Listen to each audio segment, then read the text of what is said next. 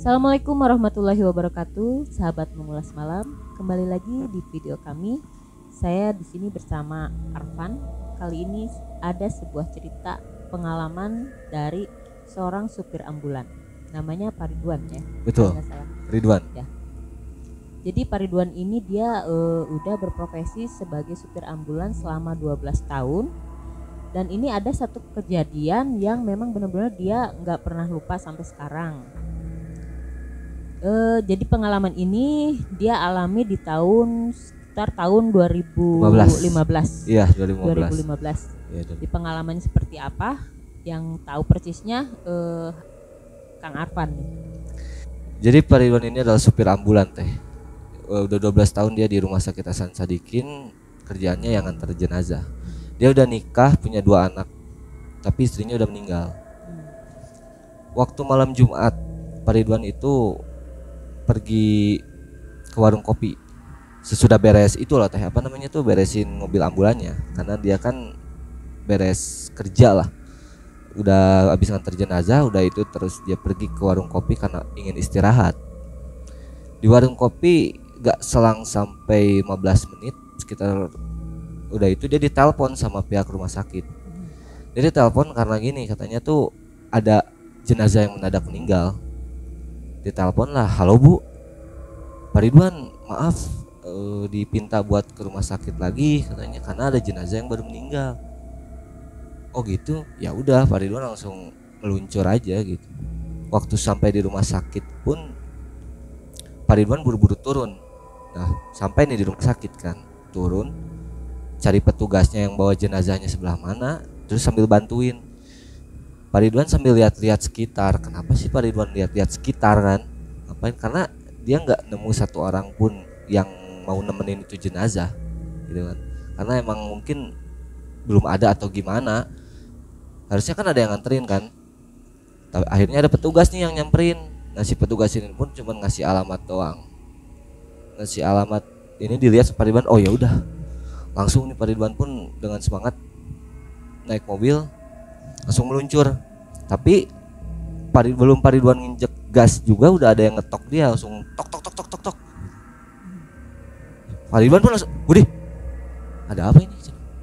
Pak Ridwan pun kaget gitu sih, gitu. Ada apa, karena ternyata dilihat tuh anak muda.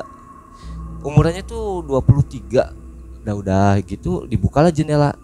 Tanya, "Ada apa, Dek?" Gitu, "Ada apa?" Nah, si Pak Ridwan, si anak muda tuh bilang ini Pak, saya mau ikut nganterin jenazah ini, katanya saya temannya ini, saya yang nemenin dia gitu. Sambil teriak, sambil di jendela sambil megang gini gitu, teriak itu kan Pak Ridwan. Oh ya udah, masuklah, dibukain kuncinya, masuk, duduk, mulailah perjalanan mereka tuh dimulai langsung teh. Nah selama perjalanan kan nggak mungkin mereka tuh cuma diem doang, ya kan? Ngobrol-ngobrol ya. Iya pasti ngobrol lah si Pak Ridwan ini sama si pemuda ini. Nanya, "Nah, namanya siapa?" "Oh, nama saya Ilham Pak." "Bapak siapa?" "Saya Ridwan." "Kenalin, saya supir ambulan. Saya supir ambulan yang nganterin jenazah." "Oh gitu. Udah berapa lama Pak?" "Wah, saya udah 12 tahun." "Oh gitu." Ya udahlah, basa-basi lah mereka, ditawarin rokok si Ilham nih. Pas ditawarin tuh, "Ah enggak, saya nggak ngerokok Pak." Ya udah, nggak usah. Pak Ridwan pun lanjutin perjalanan biasa lah, nerobos lampu merah, mungkin karena jalannya udah sepi. Nah si Pak Ridwan juga nanya, ini jenazah kenapa meninggal, apa sih gitu penyebabnya. Ya dijawab sama si Ilham pun cuman ini, apa namanya tuh, karena overdosis Pak. Biasalah obat-obatan, ini apa, semasa hidupnya dia memang nakal Pak. Wah udahlah, keluarga aja udah capek gitu teh. Jadi Pak Ridwan, oh gitu. Pak Ridwan ya udahlah langsung ngeberhentiin lagi. Oh ya udah deh kalau kayak gitu. Karena Pak Ridwan ini nggak mau terlalu tahu teh. Dia nggak mau terlalu, maksudnya sampai detail nanya lah, ntar jadi terlalu gibah. kepo juga ya. Iya nggak baik juga kita ngegibahin jenazah gitu kan di depan jenazah.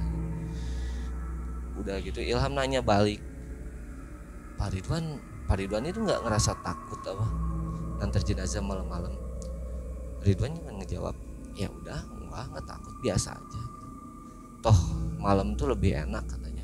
Lebih enak gimana, maksudnya jalannya lebih sepi, lampu merah tuh bisa asal terobos gitu kan. Udah gitu mereka terus aja basa-basi ngobrol, lumayan perjalanan agak panjang. Pas mau nyampe sekitar 15 menit menuju rumah duka tuh udah mau nyampe, si Ridwan pun nanya ini arahnya yang mana nih. Ilham masih tahu jalan, sambil ngasih tahu jalan, perjalanan pun nggak kerasa udah sampai gitu. Sampai di rumah dukanya tuh kayak gini loh teh, pagarnya tuh agak besar ya, mungkin tingginya sekitar ya samalah kayak pintu ya segini lah, agak tinggi, lebih tinggi gitu kan sampai ke atas. Nah si temboknya pun agak tinggi, terus udah ada bendera kuning di dekat pagar tuh, sebelah pagarnya itu di sebelah sininya tuh dibukain lah pagarnya. Waktu masuk ke rumah tuh si rumahnya tuh memang agak di ujung. Nah sebelah sini tuh itu tuh kayak taman, ada kolam, ada apa namanya tuh, ada pohon-pohon lah gitu, agak apa namanya tuh gede gitu ya.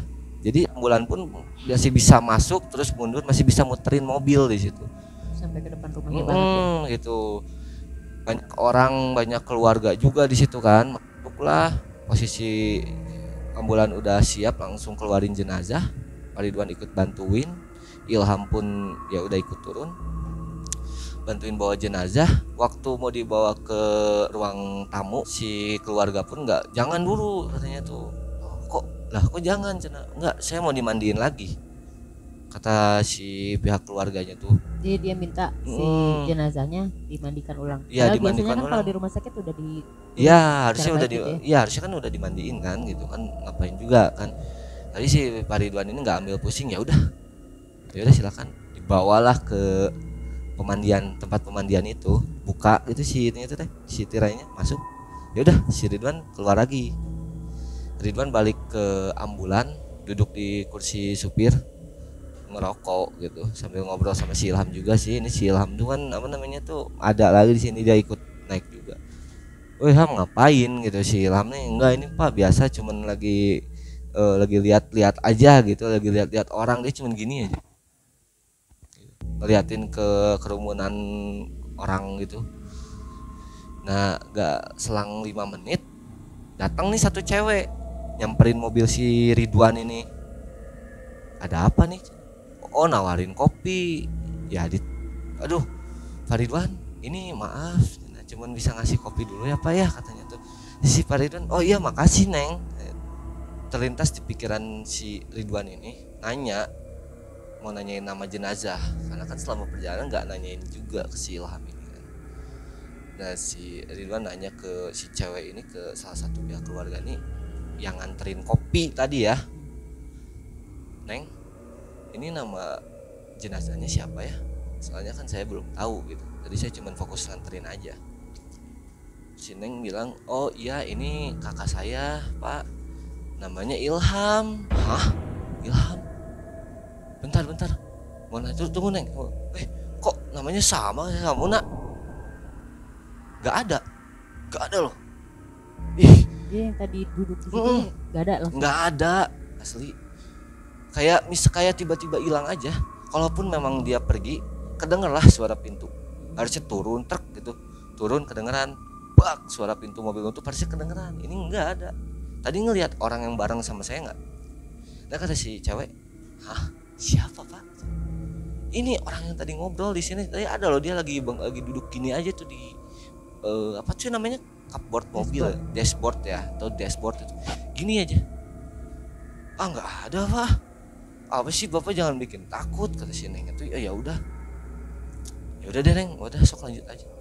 Pak Ridwan turun dari mobil, tutup mobil, duduk dia di, bukan kursi disebutnya itu, kayak tempat duduk yang dibuat dari semen tuh biasanya suka ada kan di rumah-rumah. Duduk di situ ya, merokok sambil nikmatin kopi, bengong ngeliatin mobil ambulannya. Gak ada itu si Ilham itu. Ya udahlah Pak Ridwan inisiatif ngeberaniin diri buat nanya nih ke si orang yang ada di pemandian itu. Pertamanya nanya, iya minta izin, maksudnya tuh nanya boleh nggak nih mau lihat lagi ke dalam. Ya udah sok aja.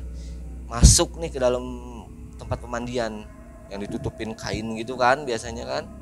Ternyata itu benar wajah si Ilham. Yang tadi sama yang dia nemenin dari jalan itu. Iya itu wajah si Ilham itu. benar-benar wajah si Ilham. Akhirnya si Pak Ridwan langsung keluar, bingung, tapi masih aja nggak percaya. Langsung nanya nih si Pak Ridwan nih ke si cewek tadi, Neng, kakaknya punya kembaran nggak? Bapak ini kenapa sih kok makin nanya? Ya enggak lah Pak, dia Kak Ilham tuh cuma satu, itu yang tadi itu kan yang dimandiin itu kan. Iya, tanya, beneran nih nggak ada kembaran? Nggak ada. Ya udah sih, akhirnya Pak Ridwan cuman ya udahlah, duduk lagi, cuman bengong, abisin rokok, udah abisin rokok langsung pulang. Gak lama nyalain mobil, ada kejadian aneh lagi. Gimana tuh? Ada yang bukain pagar, pas dibukain pagar itu masih si Ilham yang bukain. Bukain dua, yang satu dia dorong, satu lagi dia dorong. Selama bukain pagar itu si Ridwan cuman Bengong aja kali. bengong lah, bukain sama hantu, gimana mau nggak kaget gitu kan? Ya nggak tahu itu hantu atau bukan gitu. Kalau kembaran juga kan dari tadi itu tanya nggak punya kembaran, siapa lagi? Ya udah Pak Ridwan langsung pergi aja, langsung dia gini loh, ke kiri kan keluarnya, dia masih ngeliat kayak gini. Dia ngucapin sesuatu tuh anak. Gimana katanya? Makasih ya Pak, udah nganterin saya sampai tujuan. Jalan aja ke belakang si Ilham tuh hilang langsung. Pak Ridwan langsung tancap gas ngebut. Sambil mikir sejalan-jalan, gak langsung pulang. Balik lagi si Pak Ridwan ke warung itu, udah cerita sama teman-temannya, dan sampai sekarang pun itu masih keinget. Gitu tuh. Jadi seperti itu ya perjalanannya. Jadi, tapi kalau abis dari nganterin jenazahnya Ilham itu ada lagi nggak gangguan? Nggak ada. Jadi emang mungkin pikiran dia fokusnya ke Ilham. Kalaupun ada gangguan yang tiba-tiba muncul atau apapun itulah, dia nggak akan ngerasain karena dia masih terngiang dengan kejadian tadi. Karena nggak, siapa yang nggak kaget lah orang kita nganterin arwah gitu deh. Iya, ya bisa jadi yang tadi ikut di mobilnya Pak Ridwan itu kan bisa jadi arwah ataupun apapun itu Iya, gitu ya, apapun itu. yang hal-hal yang berhubungan dengan gaib lah. Cuman ya memang kadang-kadang kita sebagai orang yang masih hidup juga percaya nggak percaya ya. Cuman memang ini kejadian ini dialami langsung oleh Pak Ridwan. Iya. Ya, kita semoga aja pengalaman Pak Ridwan ini bisa jadi maslahat untuk dia, dan semoga kita bisa ngambil hikmahnya. Wallahu alam, siapa yang dilihat Pak Ridwan itu, apa arwahnya atau sosok lain? Ya, sosok lain. Jadi maksudnya Allah itu benar-benar adil gitu. Iya. Mau kita gimana pun juga gak mungkin kita gak ditolong. Contohnya sekarang Ilham kan, tadi Ilham kan cerita bahwa semasa hidupnya nih jenazah gimana lah, nakal, obat-obatan, tapi ketika meninggal dia gak ada yang mau nganterin, gak ada yang ngejagain itu selama diantar ke rumah dukanya, gak ada yang nganterin, tapi tetap Allah masih mau nolongin. Ada kebaikan gitu. Masih ada kebaikan yang Allah kasih itu. Jadi ini contohnya. Ya sahabat, begitulah pengalamannya Pak Ridwan yang diceritain sama Arfan. Terima kasih Arfan, ini ceritanya sungguh jadi inspirasi ya. Semoga kejadian ini jadi pelajaran untuk kita semua. Ya, nanti kita ketemu lagi di video selanjutnya dengan cerita pengalaman yang lainnya bersama Damai dan juga Arfan. Oke, terima kasih. Assalamualaikum warahmatullahi wabarakatuh.